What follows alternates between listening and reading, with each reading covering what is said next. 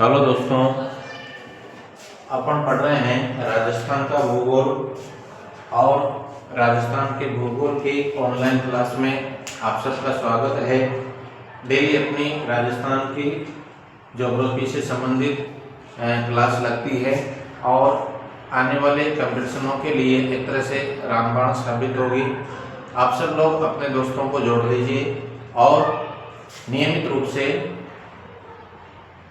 राजस्थान के प्रत्येक फैक्ट को डायग्राम से समझते हुए नोट करते चलिए। ठीक है, तो पिछली क्लास में अपन ने राजस्थान की झीलों के बारे में अध्ययन किया।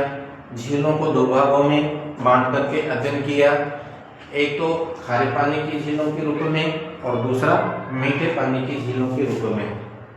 खारे पानी की झीलों के बारे में अपन ने एक एक करके विस्तार से अध्ययन कर लिया है। अब अपन प्रारंभ कर रहे हैं आज की क्लास में मीठे पानी की झीलें। देखो, अपने दोस्तों को शेयर करना और उनको भी इस क्लास में जोड़ लो। आज अपन राजस्थान की मीठे पानी की झीलें जो मैंने नियमित रूप से एक एक करके जो पढ़ेंगे उनका मैंने इस प्रकार से लिख दिया है। आप भी इसको स्क्रीनशॉट ले लेना और इसको अपने नोटबुक में उतार लेना, कौन सी झील कहाँ पर है। इतना सा लिखा है अभी, तो फिर एक एक करके तो मैं विस्तार से आपको इतिहास से बताता रहूँगा और डायग्राम से समझते हुए चलेंगे और नोट्स बनाते हुए चलेंगे। बिल्कुल स्लो स्पीड में, अपन ज़्यादा जल्दबाजी नहीं करेंगे क्योंकि एक एक चीज़ को अपन पढ़ेंगे, उन्हीं चीज़ों को जो कंपटीशनों में परीक्षा में आने लायक है। ठीक है, तो देखो अपन प्रारंभ करते हैं राजस्थान की मीठे पानी की झीलों के रूप में। राजस्थान में जो मीठे पानी की झीलें हैं उनको भी दो भागों में बांट करके बताया था मैंने पिछली क्लास में। एक तो कृत्रिम झीलों के रूप में और एक प्राकृतिक झीलों के रूप में। तो मीठे पानी की झीलें जो कि कृत्रिम और प्राकृतिक रूप में बनी हुई है, उनके बारे में मैं विस्तार से जब एक एक झील के बारे में अध्ययन करेंगे उस समय में बताता रहूँगा। उदयपुर की झीलें, उदयपुर में कौन कौन सी झीलें हैं? पिछोला झील है, उदय सागर झील है, जयसमंद झील है, जिसको ढेबर झील के नाम से भी जाना जाता है। क्वेश्चन कितनी बार आ चुका है और आने की संभावना रहती है। राजस्थान की ढेबर झील किसे कहा जाता है? जयसमंद झील को। ठीक है, और फतेह सागर झील है। देखो, उदयपुर में सबसे ज्यादा झीलें हैं, इसलिए इसको झीलों की नगरी के नाम से भी जाना जाता है। ठीक है, आगे देखो, अजमेर में कौन कौन सी झीलें हैं? पुष्कर झील है, आना सागर झील है, फाई सागर झील है। आप नोट करते चलना। राजसमंद झील में एक झील है, केवल राजसमंद झील। ठीक है, नक्की झील माउंट आबू सिरोही जिले में पड़ती है। नक्की झील जो कि राजस्थान की सबसे ऊंची झील है, समुद्र तल से सबसे ऊंची झील है और ऋषि मुनियों ने तपस्या की थी इसके क्या नाम से, नाखूनों से, मतलब इसकी निर्माण होने के कारण इसका नाम नक्की झील रख दिया गया। और ऐसा माना जाता है कि इसमें नाखूनों के निशान अभी तक भी नजर आते हैं। तो इसकी कहानी तो जब अपन विस्तार से अध्ययन करेंगे एक एक करके, उस समय मैं बताता रहूँगा, आप नोट करते चलना।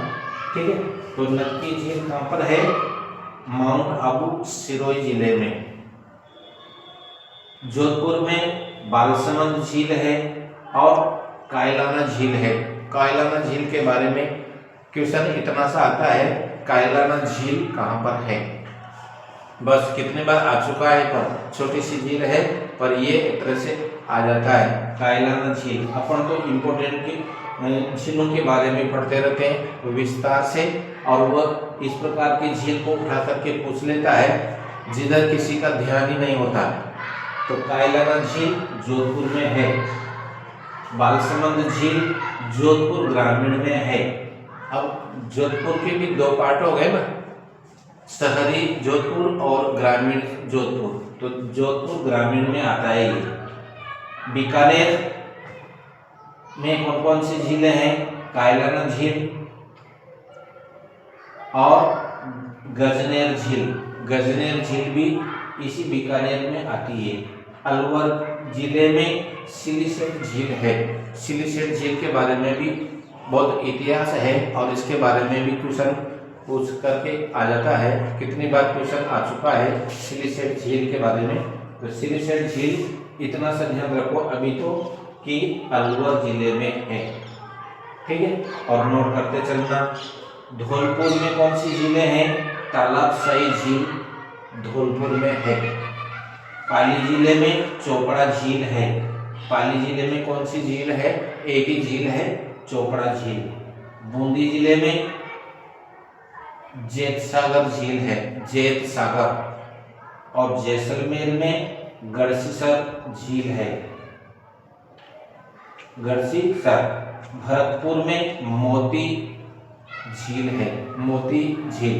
मोती सागर झील भी बोलते हैं इसको, मोती झील है, ठीक है। तो इस प्रकार से अपन ने ये मीठे पानी झीलों का एक समरी टाइप अध्ययन कर लिया और कौन सी झील कहाँ पर है। अब उसका विस्तार से अध्ययन करेंगे। सबसे पहले अध्ययन करेंगे अपन पुष्कर झील अजमेर का। ये लगा दिया मैंने, पुष्कर झील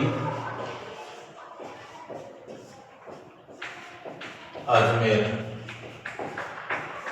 आप जानते हैं अजमेर राजस्थान का हृदय स्थल है और राजस्थान के मानचित्र में केंद्रीय भाग में इसकी स्थिति है। अजमेर से उत्तर पूर्व की ओर चलने पर ये एक तरह से 11 किलोमीटर की दूरी पर एक झील है। प्राकृतिक रूप में पानी वर्ष भर पानी भरा रहता है और इसकी आकृति अर्धचंद्राकार रूप में है। मैं लिख देता हूँ आकृति। आकृति इसकी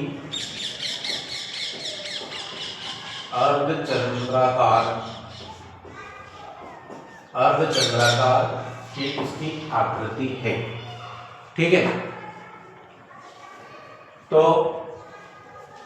देश विदेशों में भी इसका नाम चलता है। देश विदेशों में भी ये फेमस है, प्रसिद्ध है और राजस्थान में ही नहीं संपूर्ण भारत में एक तरह से पुष्कर तीर्थ के रूप में, पुष्कर तीर्थ स्थल के रूप में जाना जाता है और पर्यटकों की नगरी इसी वजह से इसको कहा जाता है। पर्यटकों के लिए आकर्षण का केंद्र बना हुआ है, इसलिए इसके बारे में संपूर्ण जानकारी लेना जरूरी है और इसको भी आप साथ के साथ ही बनते चलते हैं। इसके बारे में जानकारी लेते हैं कि इसका निर्माण कैसे हुआ।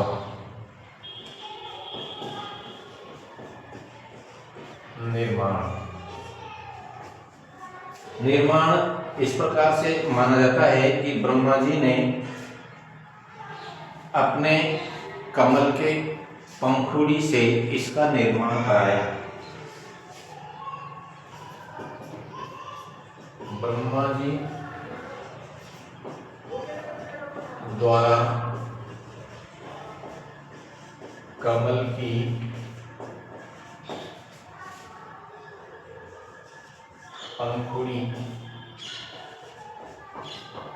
पंखुड़ियों से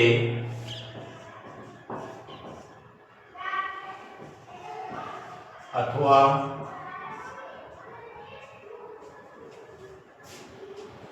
पुष्कर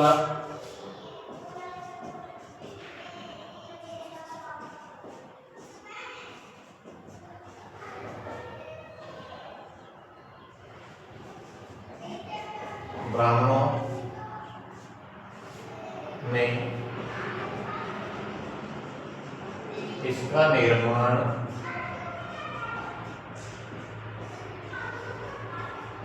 कराया। पुष्कर ब्राह्मणों ने भी इसका निर्माण के बारे में इस प्रकार से बताया जाता है और ऐसा भी बताया जाता है कि ब्रह्मा जी ने अपने कमल की पंखुड़ियों से इसका निर्माण कराया। तो इस प्रकार की तो दंतावली दंत कथा के आधार पर बाकी क्वेश्चन बन करके आ जाता है, ठीक है ना, इसके आधार पर माना जाता है। निर्माण की बात आगे बढ़ाते हुए भूगर्भ प्रमाणों के आधार पर या भौगोलिक आधार पर यह लिख देता हूं, भौगोलिक भू प्रमाणों, भौगोलिक भू प्रमाणों के आधार पर इसका निर्माण किस प्रकार से माना जाता है कि यह एक प्राकृतिक झील है और इस झील को कोल्डेरा झील के रूप में जाना जाता है कि यह एक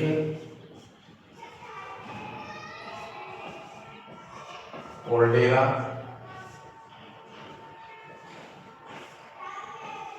झील है।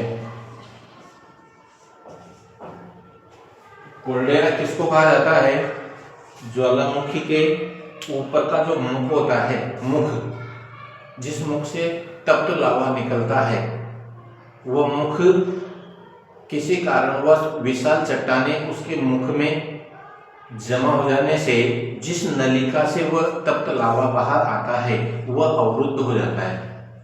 और सुनो, ज्वालामुखी का जो ऊपर का मुख होता है जिससे तप्त लावा बाहर आता है, उस मुख में विशाल चट्टानें ऊपर की ओर उछलते हुए नीचे उसकी नालिका में जमा हो जाती है। जिस नालिका से वह तप्त लावा बाहर आता है उसके मुख में जमा हो जाती है और ठंडा होकर ठोस हो जाने से उसका ऊपर का जो मुख है वह एक तरह से झील का रूप धारण कर लेता है और उसमें वर्षा का जल एकत्रित होकर के वह हमेशा के लिए उसका मुख बंद हो जाता है और लावा निकलना बंद हो जाता है। इस प्रकार से जो बनने वाली जो झील है उसको कोल्डेरा झील के नाम से जाना जाता है। आप नोट कर लेना, इसको दोबारा रिपीट करके और नोट कर लेना, कोल्डेरा झील क्या होती है। तो उसके प्रमाणों के आधार पर, भौगोलिक भू प्रमाणों के आधार पर इस प्रकार से माना जाता है कि यह एक कोल्डेरा झील है। और कितनी बार कंपटीशनों में इसके बारे में पूछ लिया गया है, आने की संभावना भी रहती है। इसके उपनाम किस किस नाम से जाना जाता है? हिंदुओं का 5वां तीर्थ कहलाता है। उपनाम यह लिख देता हूं, उपनाम। पहला उपनाम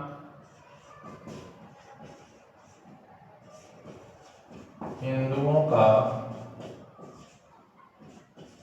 5वां तीर्थ स्थल। दूसरा उपनाम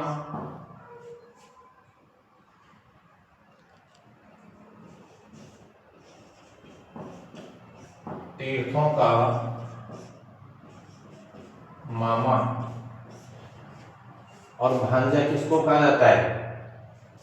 ये नोट लगा करके लिख लो चाहो तो।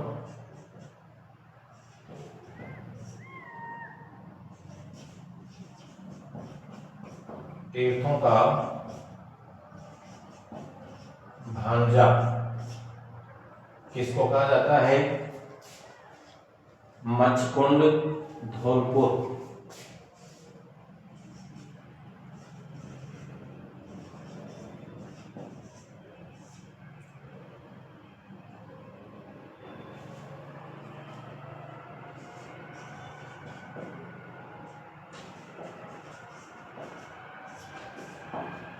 तीर्थों का भांजा मच्छकुंड धौलपुर को कहा जाता है और तीर्थों का मामा किसको कहा जाता है?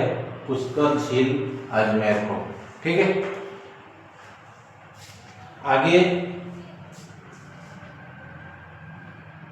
इसको और किस नाम से जाना जाता है? तीर्थराज या कोकण तीर्थ, इसको तीर्थराज भी कहा जाता है, तीर्थराज या कोकण तीर्थ।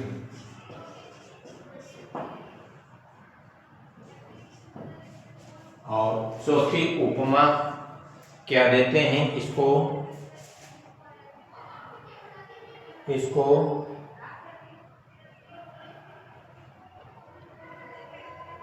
बावन घाट झील, क्या बोलते हैं इसको, बावन घाट झील, इनके नाम से भी इनको जाना जाता है। देखो अब भौगोलिक भू प्रमाणों के आधार पर यह एक कोल्डेरा झील है। इसका उपनाम हिंदुओं का 5वां तीर्थ स्थल के रूप में भी जाना जाता है। ये तीर्थों का मामा के नाम से भी क्वेश्चन पूछ सकता है, और तीर्थराज के नाम से भी जाना जाता है, कोकण तीर्थ के रूप में भी जाना जाता है, और 52 घाट झील के नाम से भी इसे जाना जाता है। ये इतनी उपमा दी गई है किसको, पुष्कर झील को। तो इसके बारे में कोई सा भी क्वेश्चन बन करके आ जाए, उसका आंसर एक ही है, पुष्कर झील। ठीक है, आगे पढ़ते हैं कि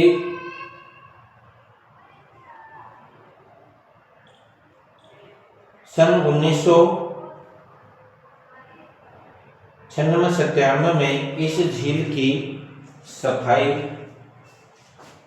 यहाँ जानकारी लिख देता हूं, सन 1996-97 में पुष्कर झील की सफाई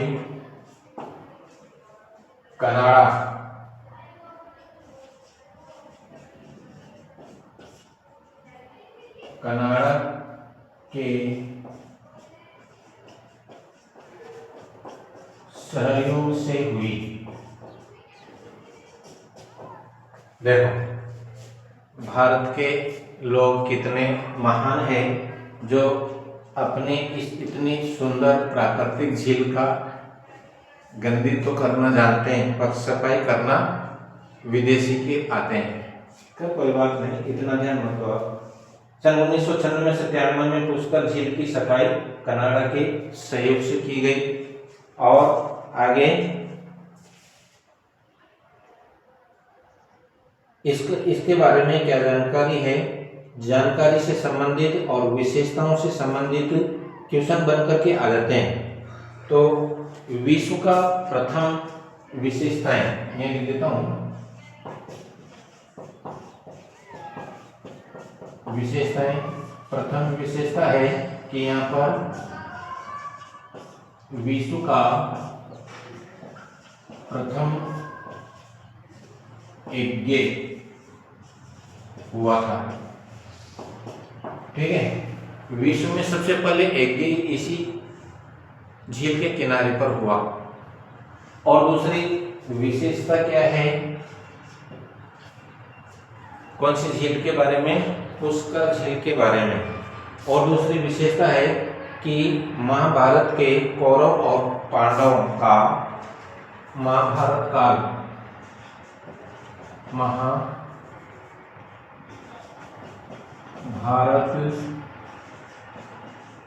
काल में कौरवों व पांडवों का भव्य मिलन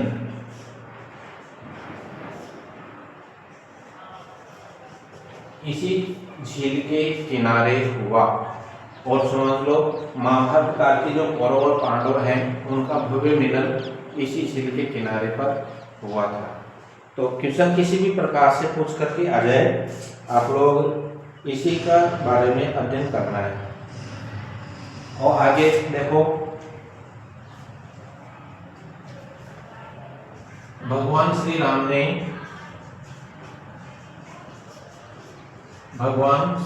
ने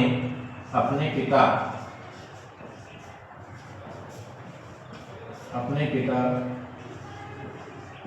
दशरथ का पिंडदान यहीं किया था। कहाँ पर? पुष्कर झील के किनारे बैठकर श्री राम ने भी अपने पिता दशरथ का पिंडदान किया। और आगे क्या विशेषता है? कालिदास जो महान कवि हुआ है संस्कृत में, कालिदास ने यहाँ बैठकर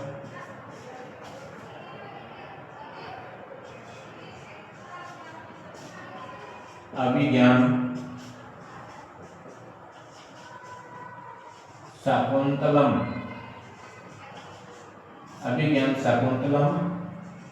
लिखा।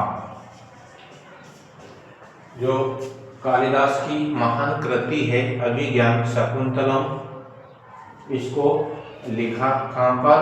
पुष्कर झील के किनारे बैठकर। ठीक है। आगे कार्तिक पूर्णिमा के समय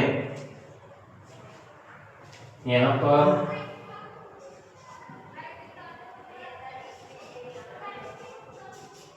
कार्तिक पूर्णिमा को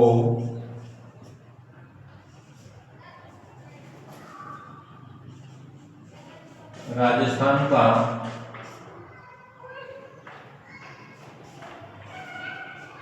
सबसे बड़ा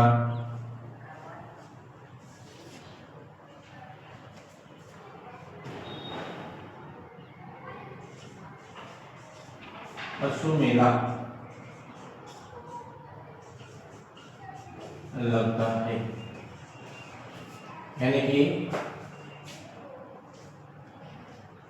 कार्तिक पूर्णिमा पर राजस्थान में सबसे बड़ा पशु मेला लगता है, जहां पर विदेशी पर्यटक लोग आते हैं, जहां पर